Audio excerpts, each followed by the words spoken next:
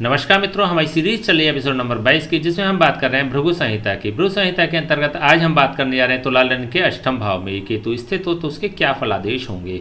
प्रथम भाव में 7 नंबर का मतलब होता है तुला लग्न। तुला लग्न में जब कभी भी केतु अष्टम भाव में स्थित हो जाता है तो यह अत्यंत नकारात्मक फलों को प्रदान कर देने वाला भी बन जाता है। देखिए, इससे पूर्व की सीरीज में इसकी एपिसोड नंबर 21 की सीरीज में हमने राहु की चर्चा करी थी। राहु के 144 वीडियो आपको प्रदान किए हैं।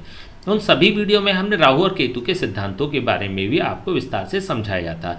यदि आप सिद्धांतों के बारे में जानना चाहते हैं तो आपको हमारी संबंधित सीरीज को देख लेना चाहिए।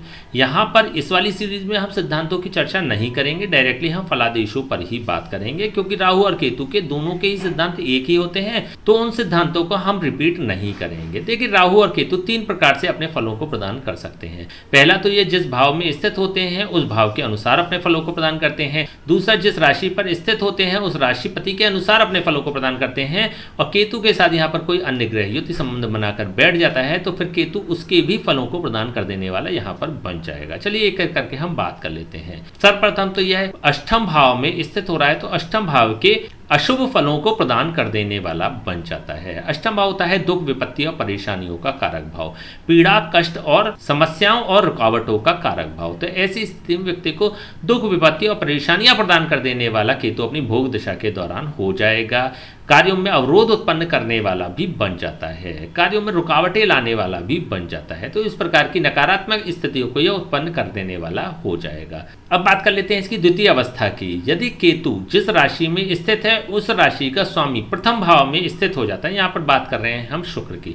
शुक्र यदि यहाँ पर प्रथम भाव में स्थित हो जाता है तो क्योंकि यहाँ पर एक सिद्धांत और भी कार्य करता है कि लग्नेश को अष्टमेश होने का दोष नहीं लगता है, तो ऐसी स्थिति में शुक्र को अष्टमेश होने का दोष नहीं लगेगा। और जब कभी भी यह प्रथम भाव में स्थित हो जाएगा तो केतु भी अपनी भोग दशा के दौरान सकारात्मक फलों को प्रदान कर देने वाला भी बन जाता है।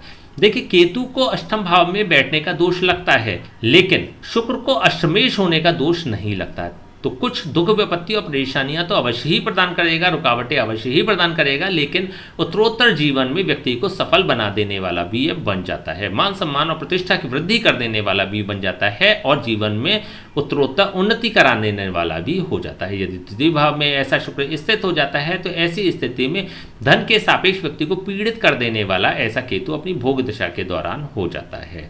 व्यक्ति के धन की हानि करा देने वाला भी हो जाएगा। यदि तृतीय भाव में ऐसा शुक्र स्थित हो जाता है तो ऐसी स्थिति में अत्यंत मेहनत, परिश्रम, पुरुषार्थ करने के पश्चात भी ऐसे लोगों को शुभ फलों की प्राप्ति नहीं होती है। और केतु की भोग दशा के दौरान ऐसे लोग अत्यधिक श्रम, मेहनत और परिश्रम करते ही हैं, परंतु शुभ फलों की ऐसे लोगों को प्राप्ति नहीं हो सकेगी। यदि चतुर्थ भाव में ऐसा शुक्र स्थित हो जाता है तो ऐसी स्थिति में सांसारिक भोगों के सापेक्ष भी ऐसे लोगों को दुख, विपत्ति और परेशानियां उठानी पड़ जाती है। वाहन, भूमि और भवन के लेने के समय भी, उनकी खरीद के समय भी ऐसे लोगों को रुकावटों का सामना करना पड़ता है, विपत्ति और परेशानियों का भी सामना करना पड़ जाता है। यदि पंचम भाव में ऐसा शुक्र स्थित हो जाता है तो ऐसी स्थिति में मान, सम्मान और प्रतिष्ठा प्राप्त करने के सापेक्ष भी ऐसा केतु अपनी भोग दशा के दौरान व्यवधान उत्पन्न करने वाला हो जाता है।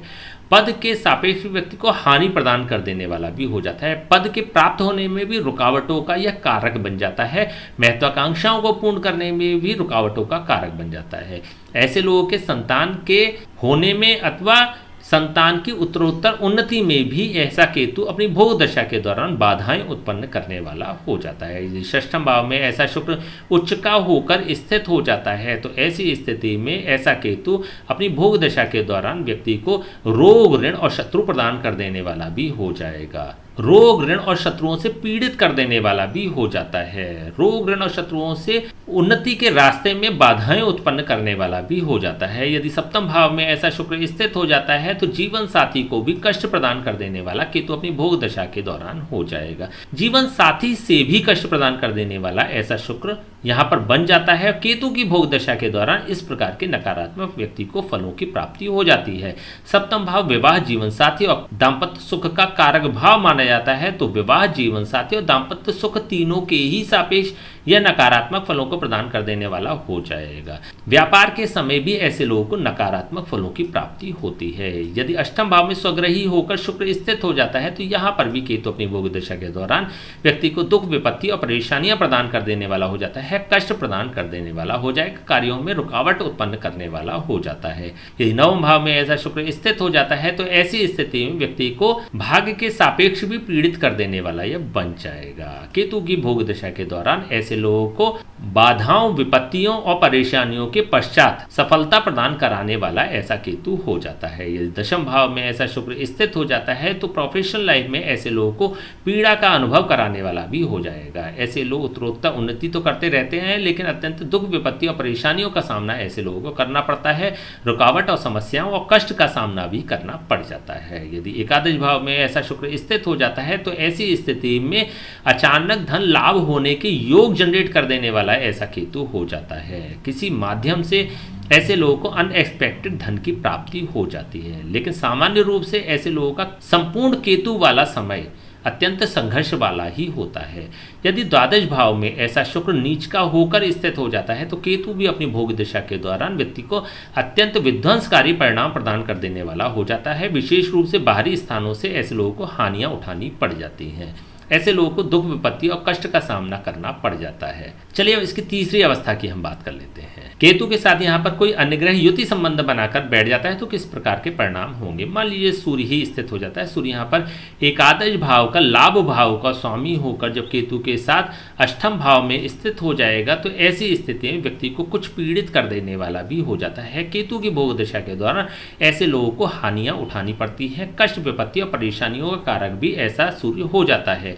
ऐसा सूर्य व्यक्ति को केतु की भोग दशा के दौरान मान, सम्मान और प्रतिष्ठा की हानि करा देने वाला भी हो जाता है। असफलताओं से परिचय कराने वाला भी बन जाएगा। परंतु केतु की भोग दशा के दौरान एक समय ऐसा अवश्य ही आता है कि व्यक्ति को अचानक धन की प्राप्ति हो जाती है, अचानक लाभ की प्राप्ति हो जाती है। तो इस प्रकार की स्थितियों को यह उत्पन्न करने वाला हो जाएगा। यदि दशम भाव का स्वामी चंद्रमा यहाँ पर केतु के साथ स्थित हो जाता है तो ऐसी स्थिति में केतु अपनी भोग दशा के दौरान व्यक्ति को प्रोफेशनल लाइफ में अत्यधिक संघर्ष कराने वाला भी हो जाता है। दुख, विपत्ति, परेशानियां, रुकावट और कष्ट प्रदान कर देने वाला यहाँ पर बन जाएगा।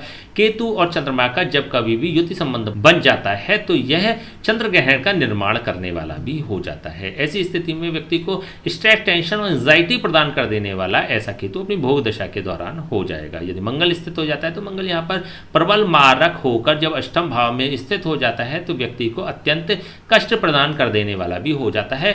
आर्थिक, शारीरिक और मानसिक रूप से व्यक्ति को अत्यधिक पीड़ित कर देने वाला भी हो जाता है। विवाह, जीवन साथी और दाम्पत्य सुख के सापेक्ष भी व्यक्ति को अत्यंत नकारात्मक फलों की प्राप्ति यहाँ पर केतु की भोग दिशा के दौरान विशेष रूप से प्राप्त हो जाती है। यदि बुध स्थित हो जाता है तो बुध यहाँ पर भाग्येश हो रहा है। भाग्येश और द्वादश भाव का स्वामी होकर जब केतु के साथ स्थित हो जाता है तो यहाँ पर भाग्यहीनता की स्थिति को भी यह उत्पन्न कर देने वाला हो जाएगा।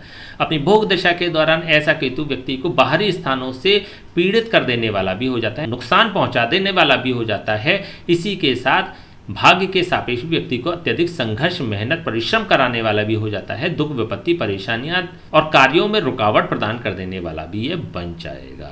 यदि गुरु स्थित हो जाता है तो गुरु यहाँ पर तृतीय भाव का स्वामी होकर और षष्ठम भाव का स्वामी होकर जब यह नकारात्मक रूप से अष्टम भाव में स्थित हो जाता है तो ऐसी स्थिति में व्यक्ति को केतु से संबंधित रोग प्रदान कर देने वाला भी हो जाता है। ऐसे लोगों को पाइल्स की समस्या हो सकती है, फिशर की समस्या हो सकती है, किडनी का इन्फेक्शन हो सकता है, यूरिन से संबंधित इन्फेक्शन हो सकता है, महिलाओं में यूट्रस की समस्या को प्रदान कर देने वाला और पुरुषों में प्रोस्टेट की समस्या को प्रदान कर देने वाला भी ऐसा केतु अपनी भोग दशा के दौरान हो जाता है। यह शुक्र स्थित हो जाता है तो शुक्र लग्नेश होकर जब अष्टम भाव में स्थित हो जाएगा तो यह भी अत्यंत नकारात्मक फलों को प्रदान कर देने वाला बन जाता है। अपनी भोग दशा के दौरान ऐसा केतु व्यक्ति को मारक के फलों को प्रदान कर देने वाला हो जाता है। आर्थिक, शारीरिक और मानसिक रूप से व्यक्ति को पीड़ित कर देने वाला भी हो जाएगा। ये शनि स्थित हो जाता है तो शनि का यहाँ पर राजयोग भी भंग हो जाता है। हम बात कर चुके हैं कि राजयोग कारक ग्रह जब 6, 8 और 12 भावों में स्थित हो जाते हैं तो वह राजयोग को भंग करने वाला योग बन जाता है। तो यहाँ पर शनि का राजयोग भंग हो जाएगा और केतु अपनी भोग दशा के दौरान अत्यंत नकारात्मक फल फलों को प्रदान कर देने वाला भी बन जाता है। चलिए अभी इसके उपाय की बात कर लेते हैं, क्या उपाय हो सकते हैं। फर्स्ट ऑफ ऑल तो आपको केतु का उपाय करने से पहले 2 उपाय अवश्य ही करने होंगे। पहला तो केतु जिस भाव में स्थित हो रहा है उसका उपाय करना होगा, इट मीन्स कि शुक्र का उपाय करना होगा। शुक्र पर हमने 144 वीडियो आपको प्रदान किए हैं।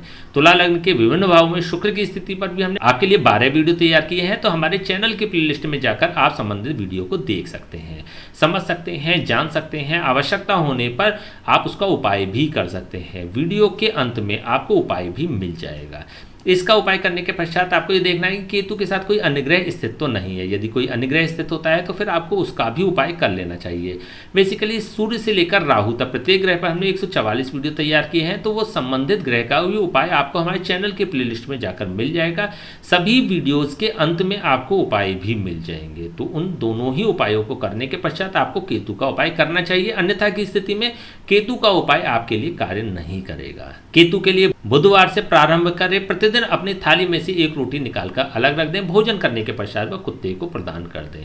यदि आप ऐसा प्रतिदिन करते हैं, नियमित करते हैं, लगातार करते हैं, तो फिर केतु आपके लिए अत्यंत शुभ फलों को प्रदान कर देने वाला भी बन जाता है। ठीक है, तो चलिए आज हमने बात करी तुला लग्न के अष्टम भाव में ये केतु स्थित हो तो उसके क्या फलादेश होंगे। नेक्स्ट वीडियो में बात करेंगे तुला लग्न के 9वें भाव में ये केतु स्थित हो तो उसके क्या फलादेश होंगे। तब तक के लिए हमें आगे दीजिए, नमस्कार।